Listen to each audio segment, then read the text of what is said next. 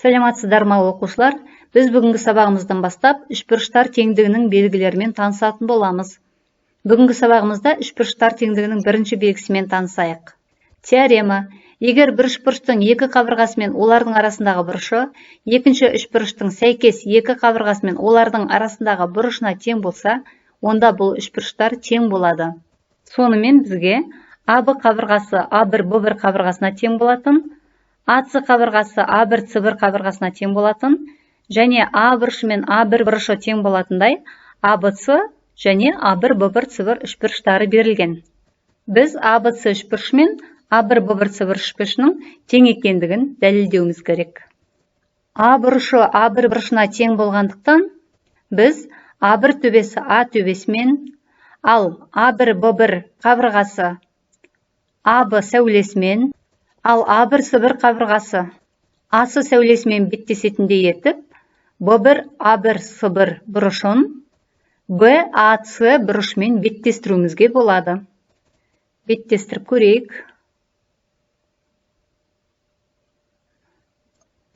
Берілген сәулеге қатысты көрсетілген тәртіпте орналасатын кез келген берілген үшбұрышқа тең үшбұрыштың бар болатындығы жөніндегі 8-ші аксиома бойынша мұндай үйлестіру мүмкін болып табылады.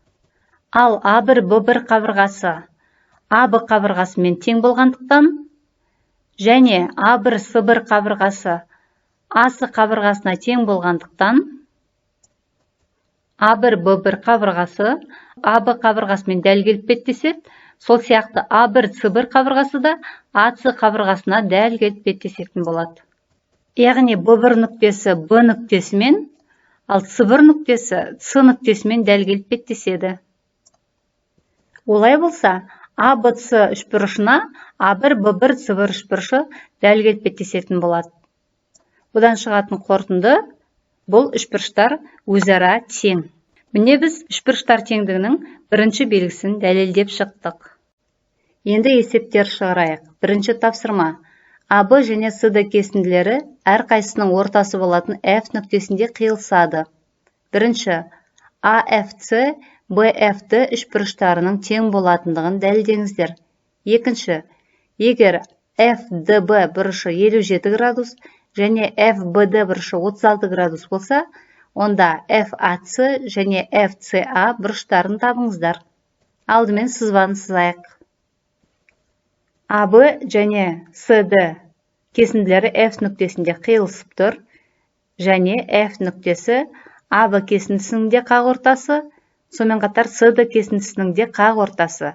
Олай болса, АФ кесіндісі FB кесіндісіне тең, және CF кесіндісі FD кесіндісіне тең. Енді АС және BD нүктелерін кесінділермен қосайық. Сонда AFC үшбұрышын және BFD үшбұрыштарын аламыз. Бұл үшбұрыштарда F төбесіндегі бұрыштары өзара тең болады.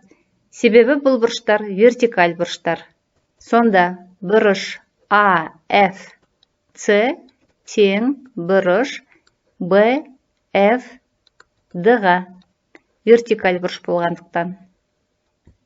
Олай болса, AFC үшбұрышы мен FDB үшбұрыштары үшбұрыштар теңдігінің бірінші белгісі бойынша тең болады. Себебі бұл бірінші үшбұрыштың екі қабырғасы мен олардың арасындағы бұрышы, екінші үшбұрыштың сәйкес екі қабырғасы мен олардың арасындағы бұрышына тең болып тұр. Ендеше үшбұрыш AFC тең болады үшбұрыш FBD-ға. Үшбұрыштар теңдігінің бірінші белгісі бойынша. Сонымен есептің бірінші шартын орындадық. Егер екі үшбұрыш тең болса, онда олардың барлық сәйкес қабырғалары және сәйкес бұрыштары тең болады. Ендеше АС қабырғасы ДБ қабырғасына тең. Жазамыз АС тең ДБ-ға. Және сәйкес бұрыштары тең болады.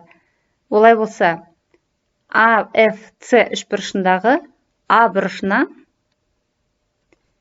FDB үшбұрышындағы қай бұрыш сәйкес келеді? Оны біз анықтау үшін қабырғаларды қараймыз, сәйкес қабырғаларды. AF қабырғасына сәйкес қабырға FB болатын. Ал AC қабырғасына сәйкес қабырға ол DB қабырғасы.